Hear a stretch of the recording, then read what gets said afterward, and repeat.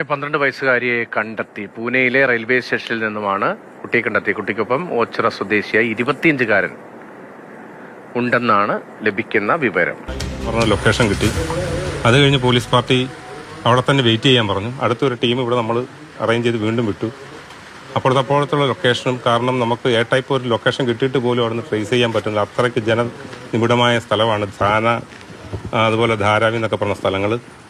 എന്തായാലും നമ്മൾ അവിടുത്തെ ഓഫീസേഴ്സിനെ കോൺടാക്ട് ചെയ്തു.